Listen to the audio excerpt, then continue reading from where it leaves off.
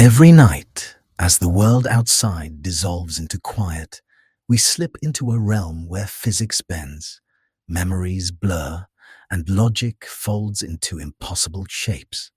A door opens in your mind, and suddenly you are sprinting across a city made of mirrors, or talking to someone you haven't seen in years, or floating in a sky stitched together from fragments of childhood and afternoons. You know it isn't real. And yet, in the moment, it feels as true as anything you've ever lived. Maybe you've had a dream like this. You're walking down a hallway that stretches on forever.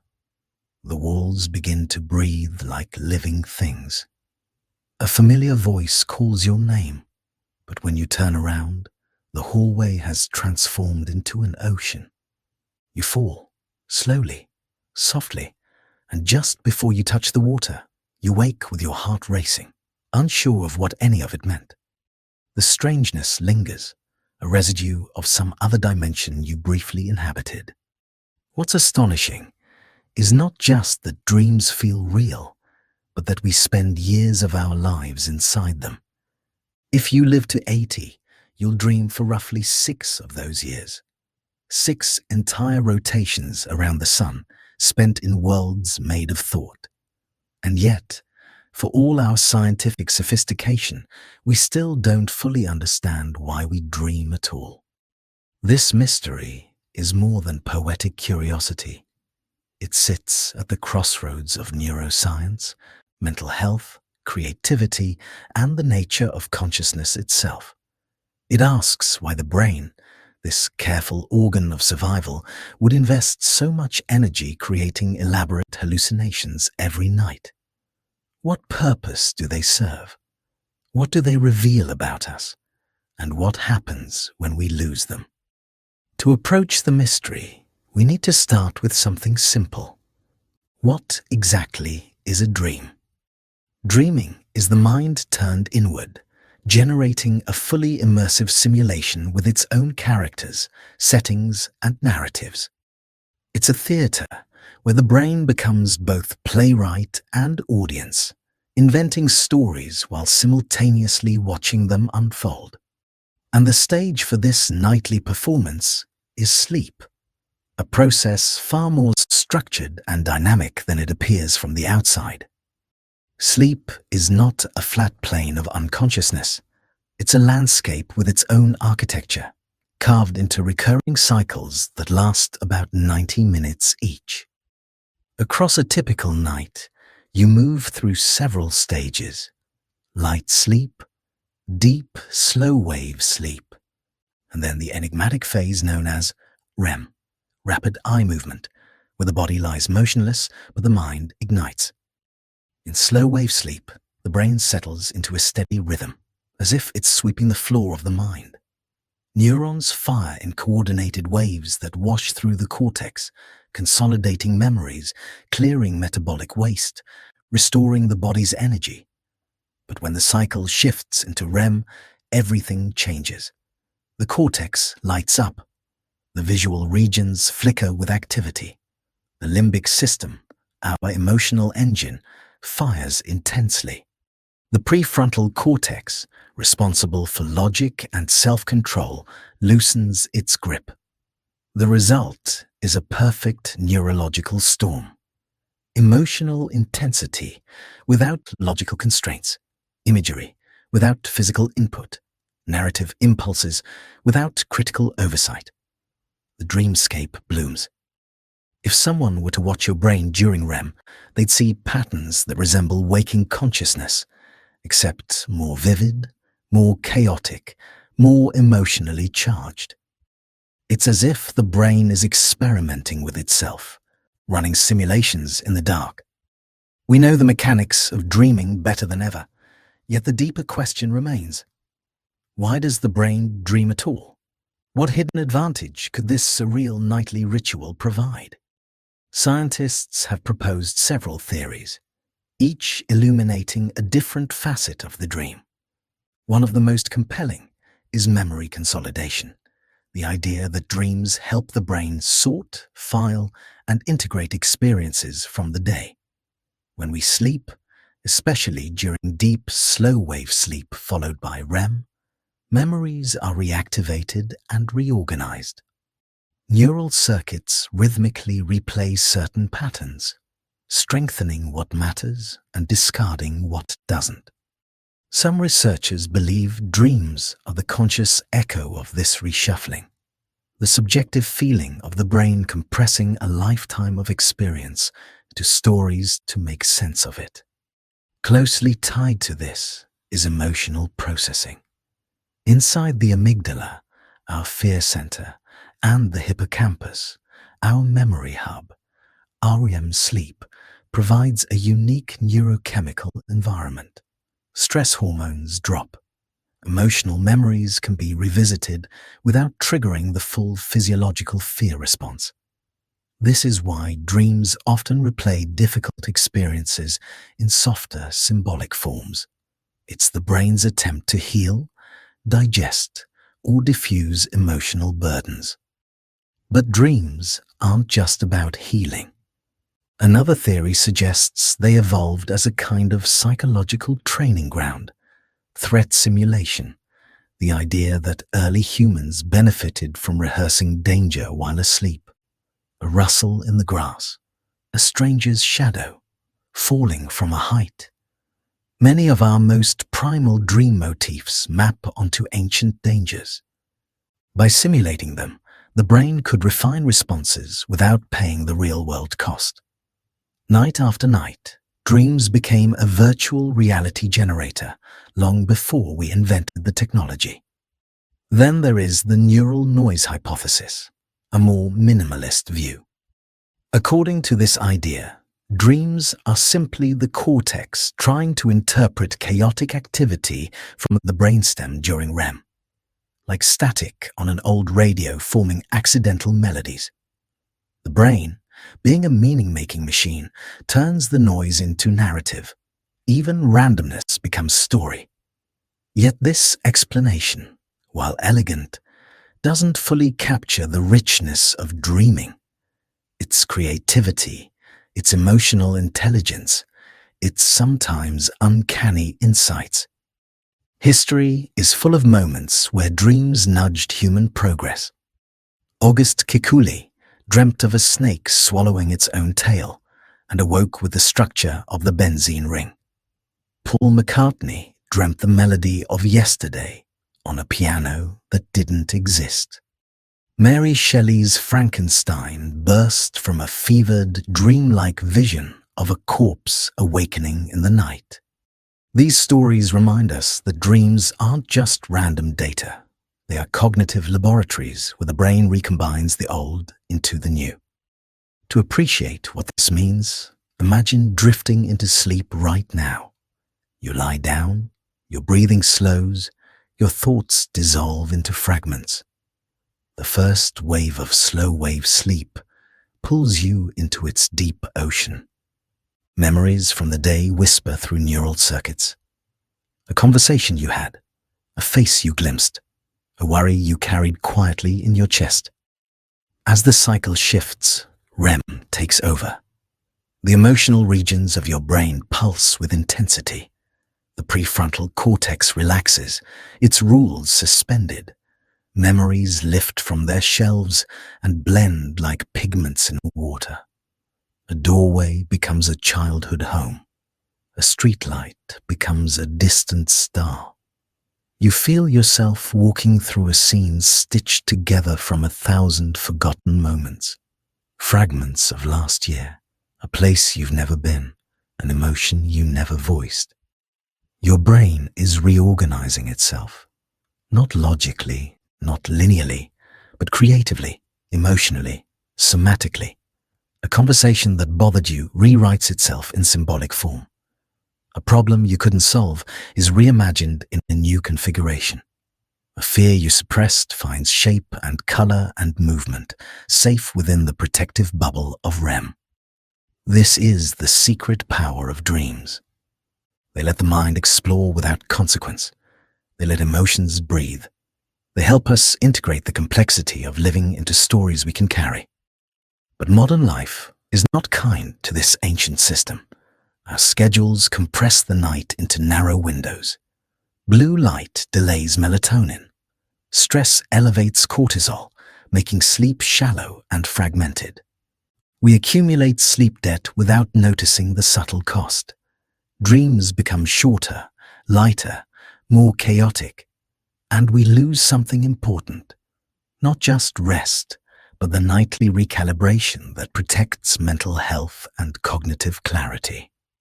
Psychiatric research reveals that when REM sleep is disrupted, emotional regulation falters.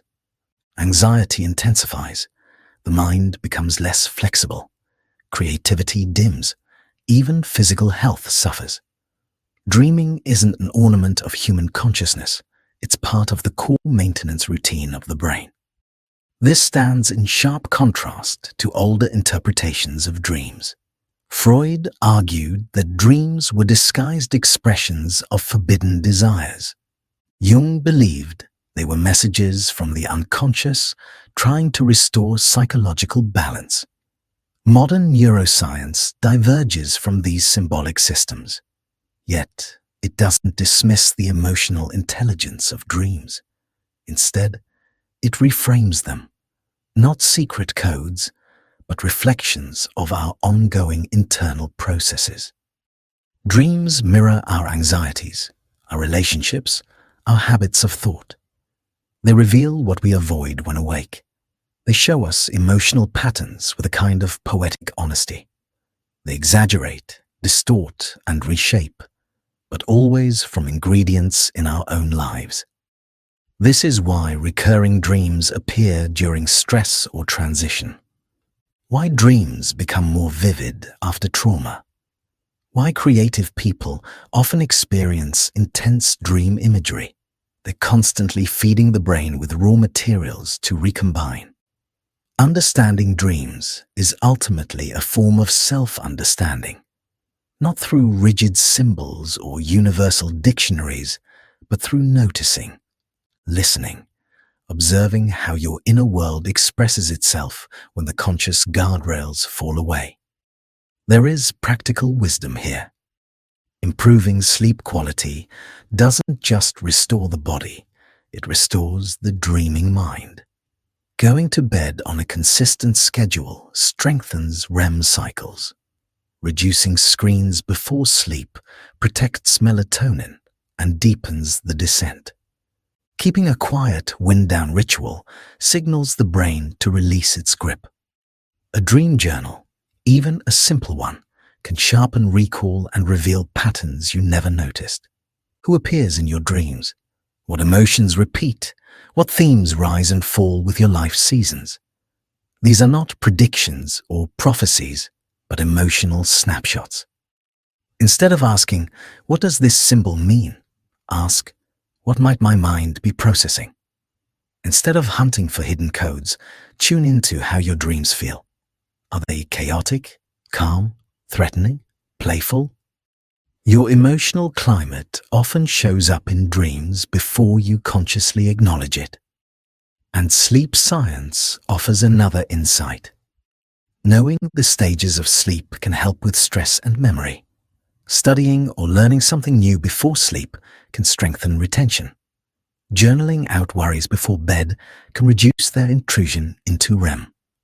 Mindfulness or meditation can soften emotional reactivity, reshaping dreams over time. Dreams are not messages from another world. They are messages from within this one, from the theater of the mind where the past, present, and imagined future intertwine. We don't dream because we are broken or confused or trying to decode cosmic secrets. We dream because we are human. We dream because consciousness doesn't simply turn off at night, it transforms. And this transformation reveals something profound, that the mind is not a machine running through tasks, but a living, evolving story. In the quiet hours of early morning, as the world is still suspended between darkness and dawn, the final REM cycle unfolds like a slow, luminous tide. This is when dreams often grow richest. Vivid scenes surge through the mind, flowing with a strange internal logic that makes perfect sense until the moment you wake. These late-stage dreams are where the brain seems boldest, where it takes the broadest creative leaps, where it weaves together fragments of memory into new constellations. It's tempting to dismiss these moments as empty hallucinations, but science paints a different picture, one in which the dreaming brain is doing some of its most important work. In REM sleep, the prefrontal cortex, the part of the mind that enforces rules and order, relaxes. The brain loosens its grip. What results is a unique mental landscape where intuition takes precedence over analysis, where ideas intermingle freely, where emotion flows without the rigid boundaries of waking logic. It is a space of reconfiguration. Creativity thrives in this loosened state. When boundaries dissolve, new connections emerge. A melody that eluded you in daylight reveals itself. A scientific problem rearranges into a new pattern. A personal dilemma suddenly softens, illuminated by a dream that seems nonsensical but feels true. This explains why dreams are often emotional rather than literal. The dreaming mind works in metaphor. It compresses fears into symbols, desires into images, unresolved conflicts into scenes. The emotional truth matters more than factual accuracy. You may dream of being chased, but the pursuer is rarely what it appears. The chase itself mirrors stress you haven't addressed. Falling dreams often appear during transitions. Dreams of loss reflect anxieties about change. Dreams of flying arise during periods of liberation or after moments of personal breakthrough. It's not that dreams speak a secret language. It's that emotions speak through dreams. This is also why modern science can coexist with the poetic view of dreaming. Where Freud saw hidden desires, neuroscience sees emotional processing.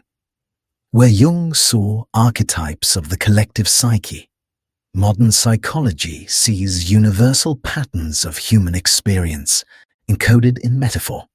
The frameworks are different, but the insight overlaps. Dreams represent the movements of the inner world. To understand how this works, imagine your mind as a library. Every day, you add new pages, conversations, sensations, fears, small joys, moments of irritation, flashes of memory.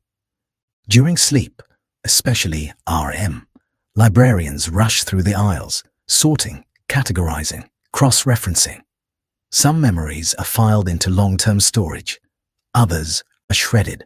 Emotional experiences are dusted off and re-examined under softer lighting. Old memories are pulled from the shelves and compared with new ones, searching for patterns. Sometimes the librarians misfile things. Sometimes they discover unexpected connections. Sometimes they drop a stack of memories and the pages scatter. These scattered pages are what dreams feel like. Moments of surreal, beautiful, or bewildering disarray. Yet the process is essential. It keeps the library from collapsing under its own weight. Modern life challenges this process. Consider how often our nights are fractured by notifications, late work hours, caffeine, stress, or the soft glow of screens. Every disruption fragments sleep cycles, compressing the time available for dreams. When REM sleep gets squeezed, emotional balance shifts. Stress becomes harder to manage. Anxiety grows teeth. Thoughts become more rigid. Creativity dries at the edges. In some cases, the disruption of dreaming contributes to serious mental health issues. Researchers studying PTSD discovered that nightmares often replay traumatic content because the brain is attempting, again and again, to process the emotional residue of the experience. When the system becomes stuck, dreams turn sharp, looping, unresolving. Therapeutic approaches often aim to restore the brain's natural dream processing rhythm, helping individuals rewrite the nightmares with new endings or interrupt the emotional feedback loop. REM. Sleep, in this context, becomes a doorway to healing. Insomnia tells a similar story. People who struggle to sleep often describe their thoughts as too loud or tangled. Their minds refuse to release control. Without the nightly descent into dreaming, emotions pile up like unsorted mail. Concentration falters, mood worsens. The world seems harsher, as if viewed through cracked glass. Part of this is chemical, part cognitive, but a significant part is simply the absence of dreaming. The brain loses one of its primary tools for processing life. This is why sleep hygiene matters far more than we often admit. Small tweaks, no screens in the last hour before bed, dim lighting in the evening, a consistent sleep schedule, directly influence dream quality. Good sleep deepens REM cycles, and deep REM cycles keep the mind flexible, creative, and emotionally stable. Keeping a dream journal can amplify this effect. Dreams fade quickly because the neurochemical environment changes rapidly upon waking. Noradrenaline floods back in, disrupting the fragile narrative. But if you write down a dream immediately, even a few details, memory strengthens. A journal doesn't just help with recall, it highlights patterns invisible to everyday awareness. You might notice recurring symbols, repeated conflicts, or new resolutions. You might see subtle shifts in your emotional climate, early signs of stress or healing.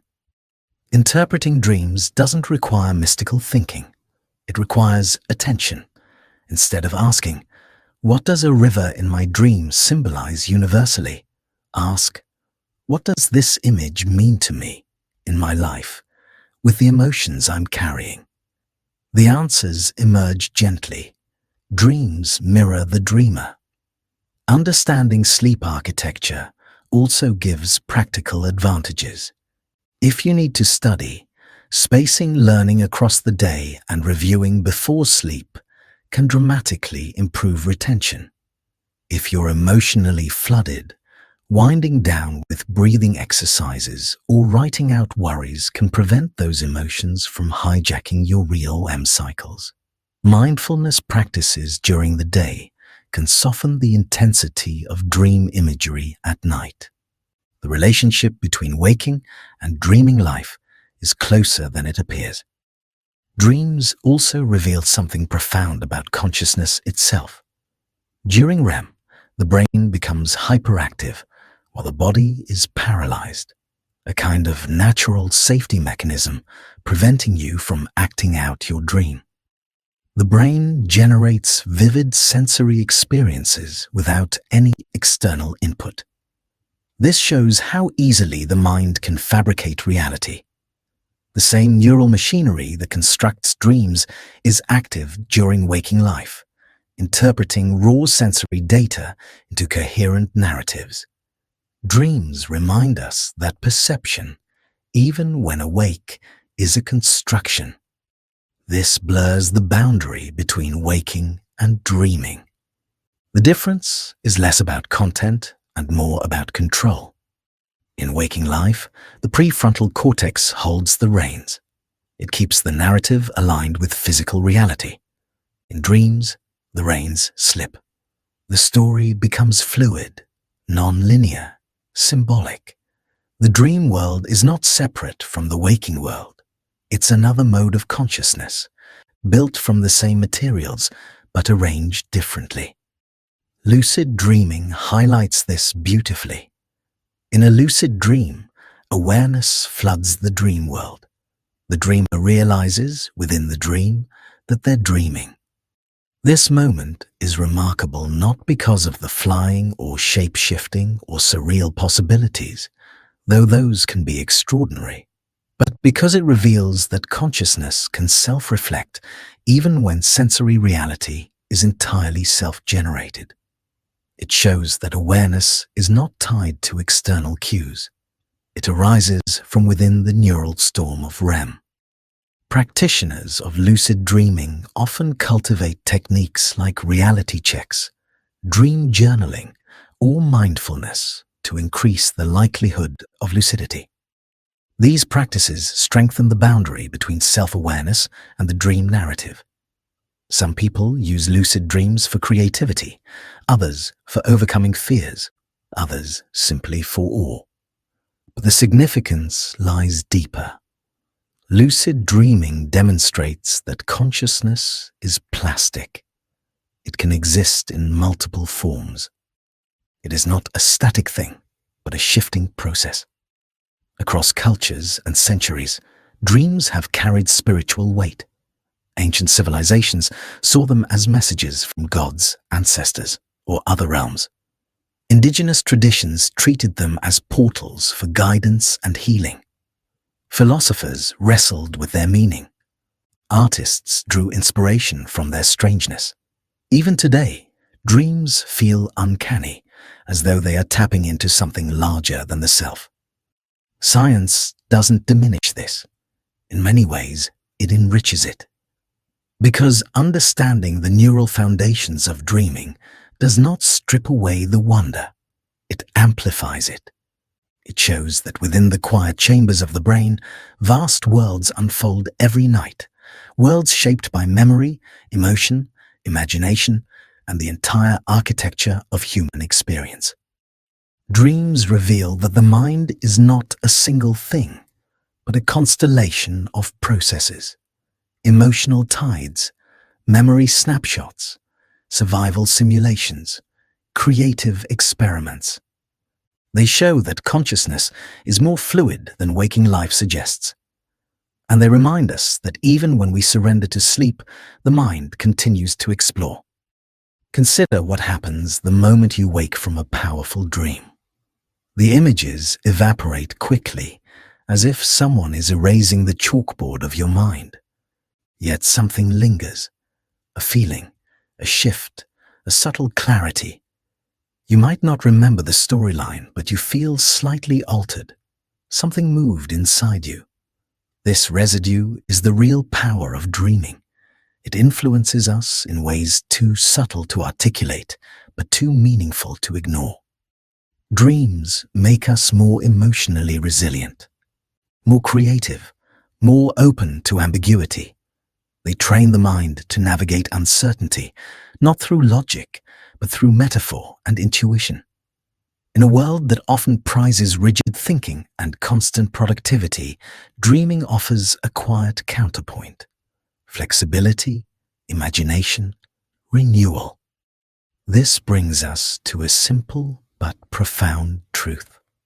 Dreams are not the opposite of waking reality. They are part of it. They are the continuation of consciousness by other means. Every night, your brain writes a story about who you are, what you fear, what you desire, what you need, and what you are becoming. Those stories might be confusing or startling or absurd, but they are part of the architecture of the self. To honor your dreams is to honor the mind's natural rhythm.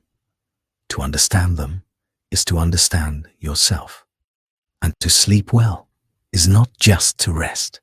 It is to allow consciousness to grow. If you want to harness the value of dreams, you don't need elaborate rituals. You need simple, consistent practices. Create a gentle sleep routine. Let your brain unwind. Dim the lights early. Guard the final hour of the night like sacred ground. When you wake from a dream, write down anything you remember, even a single emotion or detail. Ask yourself, what was I feeling? What might my mind be working through? Don't force meaning. Let patterns emerge over time. Reflect once a week. Look for shifts. Treat dreams not as puzzles, but as emotional landscapes. And most importantly, protect your sleep. Protect the cycles that renew the mind. Protect the REM periods where creativity and emotional clarity are forged. In protecting your dreams, you protect your inner world. Because the question, why do we dream, is really a question about what it means to be conscious, to be human, to carry memories that shape us, emotions that move us, fears that mold us, hopes that guide us. Dreams allow all of this to unfold in the quiet of night, behind closed eyes, in rooms where no one can see. We dream because the mind is alive. We dream because life is complex. We dream because the brain must recalibrate, reorganize, rehearse, and imagine. We dream because we are storytellers, awake or asleep. And every night, without fail, we enter that strange world not to escape reality, but to more deeply understand it. Dreams are the shadow theater of consciousness, flickering with the truths we don't say aloud. They are the silent conversations we have with ourselves. They are the bridge between the rational and the emotional, the known and the imagined. And so tonight, when you lie down and the lights fade and your thoughts soften into the gentle haze before sleep, something remarkable will happen.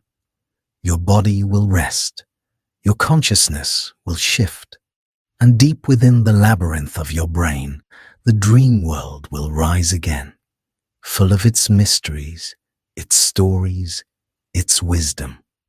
You will step into that other realm, carrying the fragments of your day, and your mind, in its quiet brilliance, will transform them into something new. Every night we dream, and perhaps in those dreams we come a little closer to knowing who we are.